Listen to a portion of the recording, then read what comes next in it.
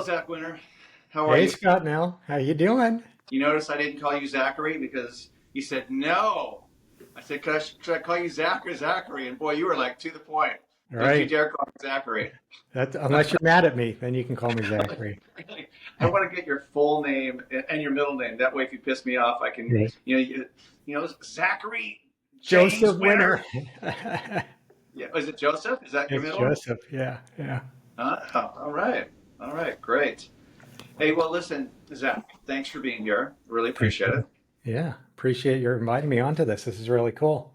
Yeah, of course, of course. And so I'm just going to say, for one, it's been great getting to know you, especially over this past year because we've been able to talk more and visit. I've always heard great things about you. Everyone raves about you. They, love what you do, love your knowledge base and everything.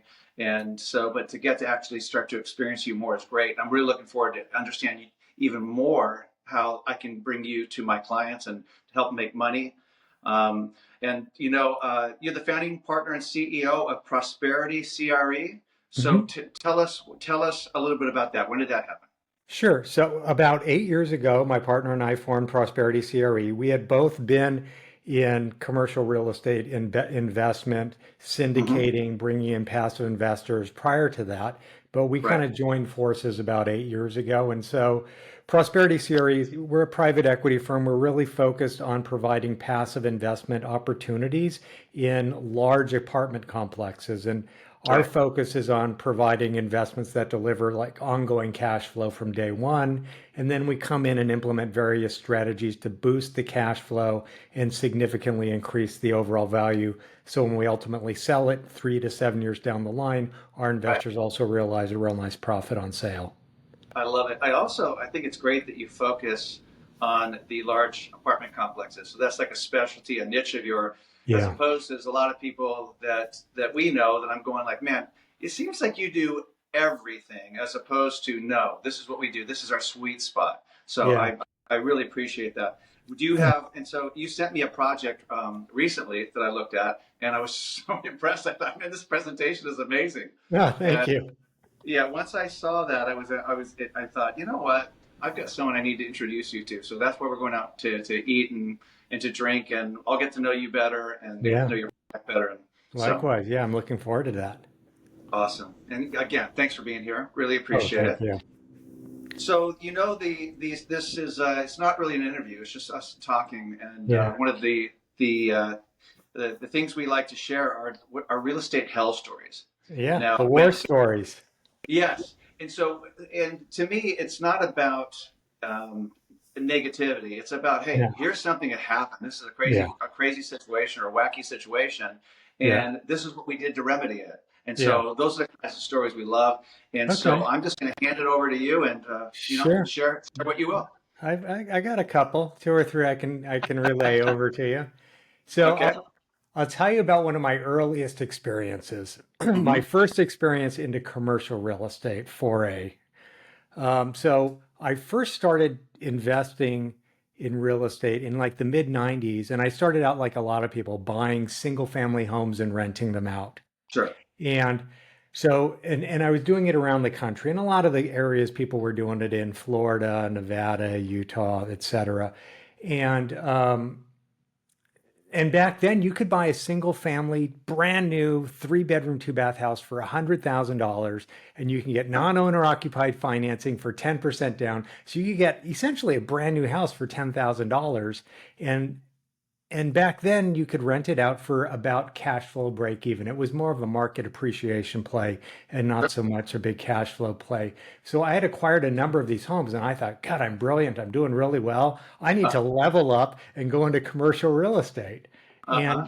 And, like a total newbie in commercial real estate, I was attracted to properties that had the biggest cap rate, not really realizing what was involved with that. Sure. And so my first piece of commercial real estate was I bought a mobile home park in Yuma, Arizona. Uh-huh. Now, the problem with Yuma, Arizona is it's Yuma, Arizona. And there's there's really no easy way to get there. It's like this long 5 hour slog through the desert past the Salton Sea from LA to Yuma. Uh-huh. And I bought this Class C at best mobile home park. So there were Hmm. constant issues. And so there were many, many months where I was driving out there like several times a month. And I Hmm. ended up holding that albatross for 3, 4 years before I Hmm. finally unloaded it. And I got out probably about what I paid for it, maybe a little bit more, but I was just thankful to to get out Uh-huh. of it. And but I learned a lot of valuable lessons. I since then I don't just chase yield and look for the highest cap rate. I stay in my lane. I know I'm not good at Class C properties, Class C minus properties, so I just don't go there. Mhm. Um, I make sure that what I'm buying, there's really strong property management choices available. And then, I don't buy in difficult to get to locations. Right. So even though all my stuff is out of state now, it's accessible, right? There's Mhm. either a direct flight or it's got a regional airport that's easy to get to. So Yeah, and what was the movie? There's a movie with that, wait, like 320 310 to Train to Yuma, Yuma or something. the original 310? Western, and then who was in the ring? Christian Bale and someone Oh, the else was guy in that the was in ring. Gladiator. What's his name? Yes, yeah, Russell. Russell Yeah. Crowe. Yeah, Hmm. great So, remake. Both movies were terrific. uh-huh. Yeah, so you were in good company, right? I mean, you and Russell would get in the car. You guys would drive over there. I don't know why you got rid of Yeah, it. You had such good right. company. Wish that it was so. Yeah, Drive but it's wouldn't have, interesting. wouldn't have been as bad if I was with Christian Bale or Russell Crowe in a 5 hour It would car ride. it would have made a much better story. Yeah, yeah, yeah. And so, how do you end up finding these opportunities for apartment complexes and stuff? I mean, how do you hound dog them out? Yeah, so the stuff we're buying out of state, they're all 100 plus units. And so we've got some bird dogs in different areas looking for us, Hmm. and we've underwritten and offered on stuff that bird dogs have brought us. But really, everything we bought is from a broker. And Hmm. the way it really works in each of these locations is in each location, there's only two or three of the large brokerage firms, CBRE, Newmark, et Hmm. cetera, Northmark, that are getting all the listings. So it's really just Hmm. over time establishing good relationships with them. Once you close a deal, that goes on the database. So you're at the top level of kind of the go-to potential Hmm. buyers when they have a new deal.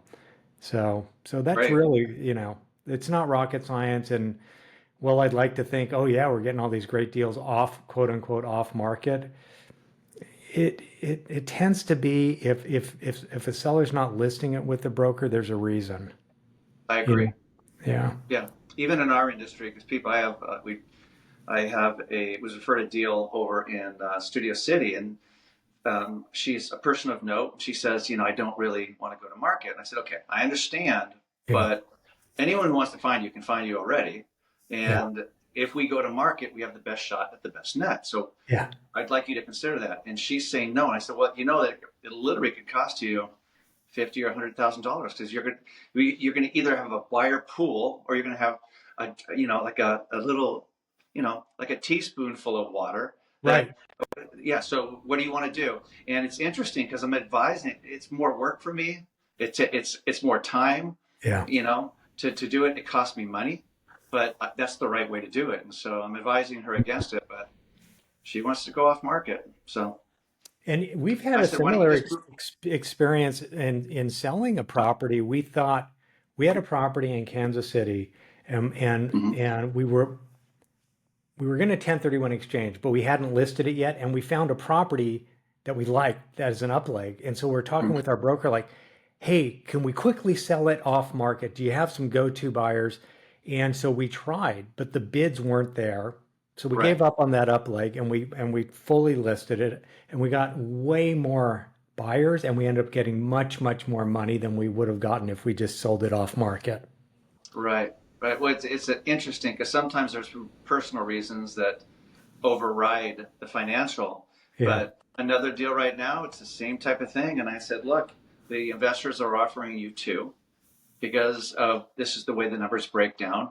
Yeah. Um, I think we're going to get you 2, 3, 2, 4. I mean, we got to figure out how to make this work.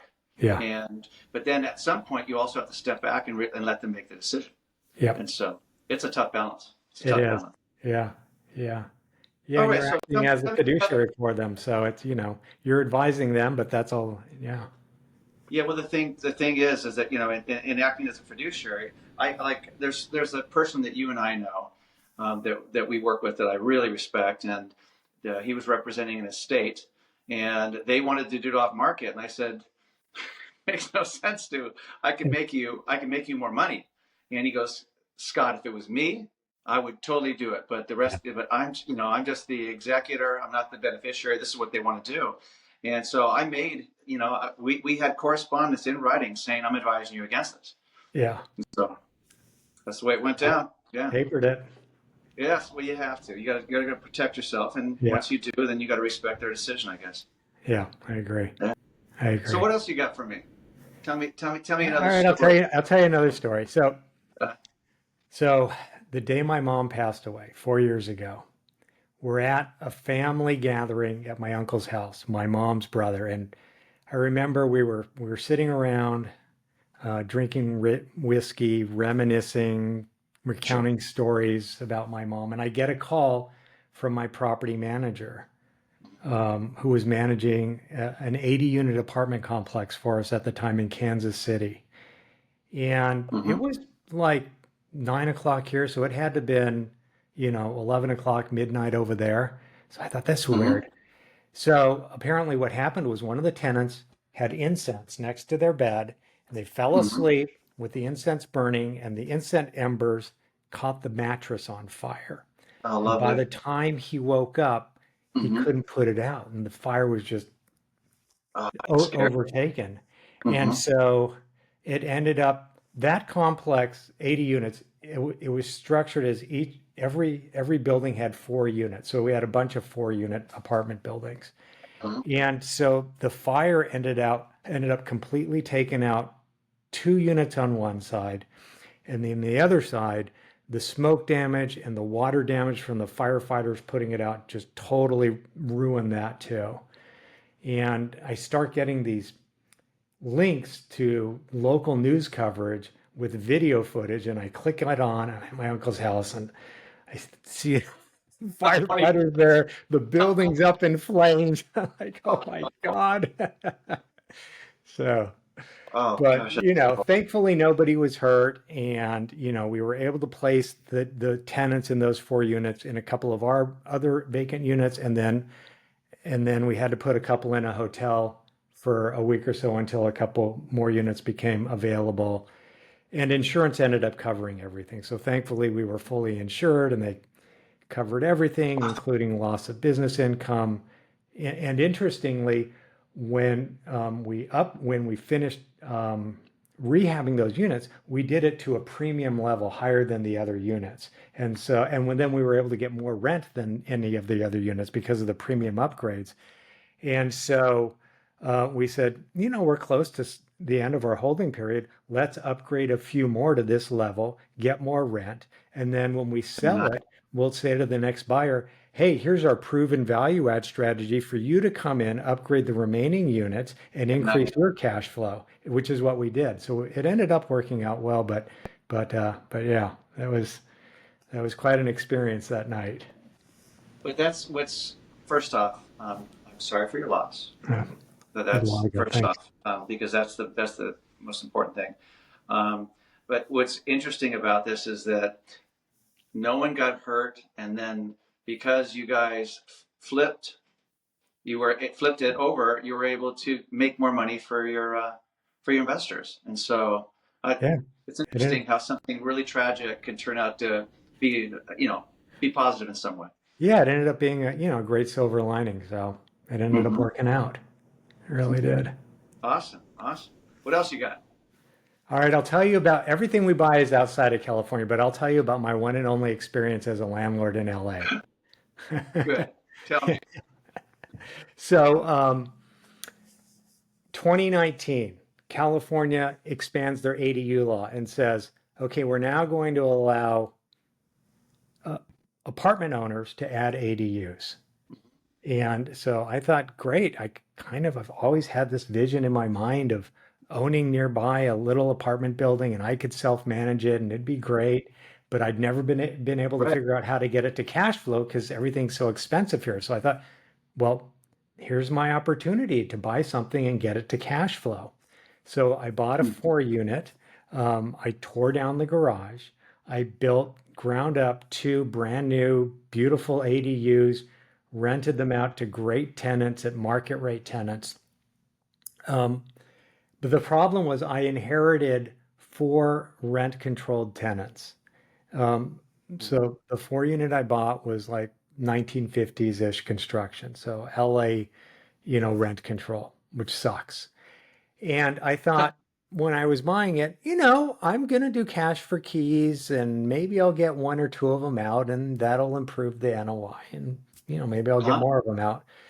I ended up offering each of them $50,000 and none of them would take it. And these are like 1 and 2 bedroom apartment complexes that literally hadn't been upgraded in at least 50 years. So they're Hmm. like virtually living in, really old, crappy units.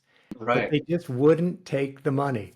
And Mm. a couple of them were pains in the butt. They would constantly call the housing authority and they would send out an inspector, and the inspector would totally arbitrarily cite me for things that had absolutely nothing to do with a code violation or habitability, but you can't do anything about it if they cite you. You have to do the repairs. So Boy. so that was a big pain in the butt. But after I And then tenanted it up, I sat on it for like 6 months, sold it, did really well because I added so much equity, but we'll never buy again. Buy again, yeah, at least in LA. I just can't deal right. with LA rent authority, housing authority. My wife and I were fortunate that close to 20 years ago, we were over in Toluca Lake looking at a property. It was close to Lancashire, Yeah. on an alley, really tiny, but it was you could tell that they had divided it up at some point. And we looked at it, and I didn't know much about what the zoning was and all that, but I did a little research and I went, okay, RD 1.5, that means one Mm. unit per 1,500 square feet of land. And then my wife said, hey, I did some research. Turns out in that equation, you can you can use half of the alley as Yeah, part of your nice. square. So it turns out we get an expediter. First one was lousy because he just wasn't doing anything. Yeah. I ended up going down to the city myself, and I met in line. I met some guy who I really like. His name is Dan Ziti, architect, expediter, and everything. I told him what I was going through. He comes and sees the place, figures out how to work the parking, everything, and within 6 months, we now go from a single family to a triplex, and it doubles in value. Nice. Oh my Yeah, God. That's and awesome. yeah, we still have it to this day. Oh, We that's still, fantastic. and the rents have shot up like crazy. And I'm thinking we could never get one of those these days because Yeah. everyone knows now. But Yeah.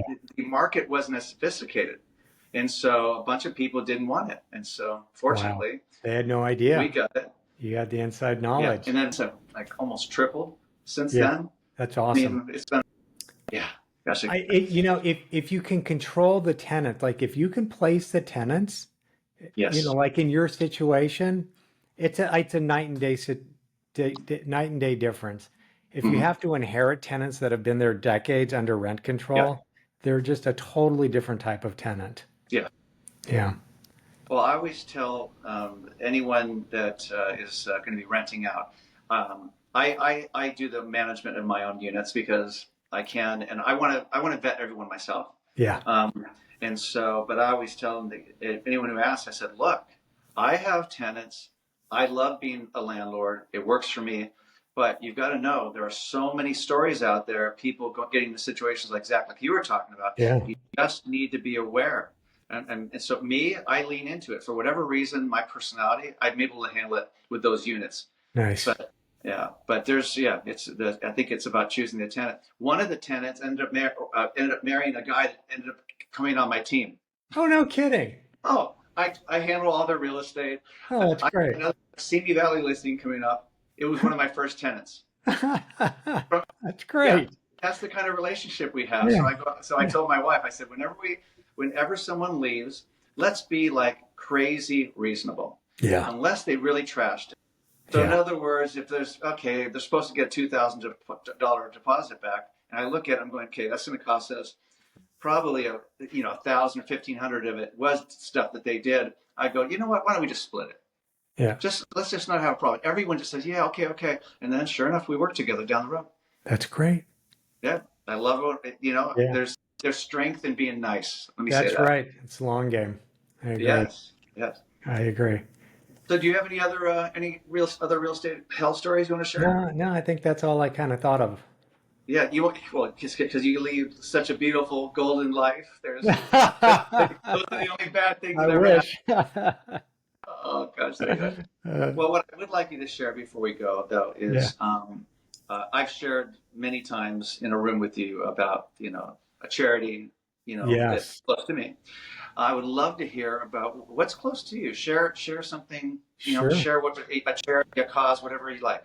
Yeah. So the one that's close to me is Westside German Shepherd Rescue, Hmm. and our dog who passed away a couple of years ago. We adopted him from Westside German Shepherd Rescue Hmm. like 15, 16 years ago, and they're a terrific organization. And so anybody that's looking to add a dog as a family member, that they're just a terrific organization. I'd highly encourage them to go check them out. It's great to adopt. They go around and find, German shepherds at different shelters and bring them Hmm. in and then look to place them at different homes. And they're great. They're great. And our German Shepherd was fantastic. And it was the second German Shepherd we had. The Hmm. first one I had, I went to law school in Sacramento. Right. And when I was up there, our home was robbed. And so I got a German Shepherd as protection. If you have I Hmm. think that's the best security system is a big dog with a Totally. loud bark. The Yeah. burglars are just going to move right onto the next house if they hear that. So Yeah. I suppose my Labradoodle that will lick you to death. Probably not quite as scary.